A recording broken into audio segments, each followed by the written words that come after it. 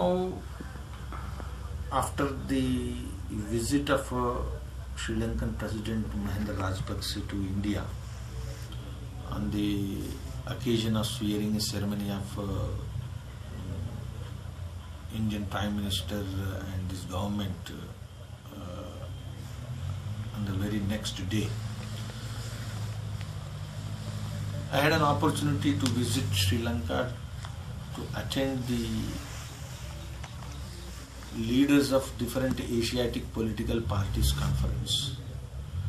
And the sidelines of that conference, I had an opportunity to meet all important leaders, both who are running the government and who are also functioning as opposition parties.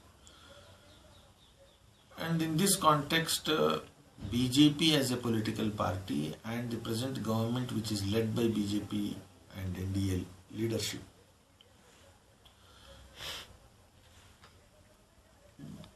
we feel that the problem in Sri Lanka has to be solved by facilitating dialogue first and ultimately finding the lasting solution which is vexing the problem and affecting the Tamil communities there. Devolution of powers, which has become the subject of debate all over the world and now is the point has become contentious in the Sri Lanka. This has to be addressed very soon, and the Sri Lankan government has to work on its promise. The promise which it has given not only to the citizens of Sri Lanka, and they have given assurance to all people all over the world. And BJP feels that India has definitely an important role to play in solving this problem or in addressing this problem, or also in facilitating the dialogue to happen. And the people who are suffering cannot be expected to continue the same kind of suffering even after so many years of this turmoil and warlike situation and all other things. And it is right also the people who have got in their minds, the people who have committed atrocities, violence, and also have violated the human rights, must be brought to justice and by following the due process of law. It is according to the internationally accepted principles of jurisprudence.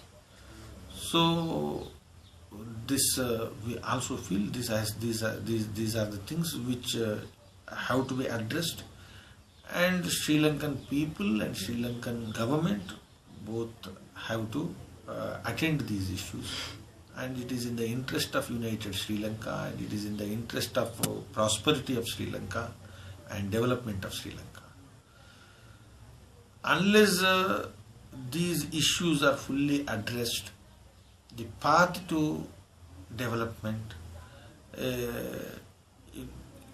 will not be a kind of lasting thing or without any obstacles. So in coming days, the cultural, religious, political and economic rights of the Sri Lankan Tamilians have to be attended, addressed, and this will, in my view, will create good foundations for sound and prosperous Sri Lanka. So this is also a very important thing. And in keeping this in view, Indian government and BJP as a political party, its leadership, is interested in engaging all sections of Sri Lanka and also the government of Sri Lanka, and ultimately to solve the problem, to have a lasting solution for this problem, engagement is the indispensable thing. And so engaging all these people in the dialogue to find a solution is important. In this, BJP as a political party from India, and also the government of India under the leadership of Shri Narendra Modi are putting efforts to create this kind of understanding and also this kind of dialogue. And keeping this in view, there are certain visits which had taken place from both the sides. Even the Tamil National Alliance leaders also had come to India to meet our Honorable Prime Minister Shri Narendra Modi. And through that also this same message is disseminated. So in my view, in coming years, this change of government in Delhi will definitely create a right atmosphere. And even the fishermen issue, Indian government is interested in addressing the fishermen problem, because both the sides, on the Sri Lankan side and also on the side of Tamil Nadu, state of India, both are people from the same origin and same community. So the technology and all other issues have to be addressed in order to have a sustainable livelihood. In this direction also, Indian government and our political leadership is taking right steps to address this problem. Diaspora has a very important responsibility, because it is organically connected to that community. And the people living in different countries of the world, belonging to linguistic Tamil community, are sometimes the religiously connected, are culturally connected, are racially connected, ethnically connected. They cannot be expected to cut off from the source community or the community in Sri Lanka and their sufferings. They have played a major role in highlighting the problems of Sri Lankan Tamilians all over the world, and they have helped the Tamil people in Sri Lanka in making the people all over the world to understand what actually is happening, and in creating public opinion, their contribution is significant. And actually that is helping the Sri Lankan Tamilians in surviving and sustaining. In my view, creating solution within the United Sri Lankan framework and securing the rights within that framework, which are very important to have to ensure the dignity of and participation of the Sri Lankan Tamilians in the development of Sri Lanka. In all this, definitely the diaspora has a role, and in engaging the Sri Lankan society and different political leaderships, leadership of different political parties in Sri Lanka, and also the relevant sections outside.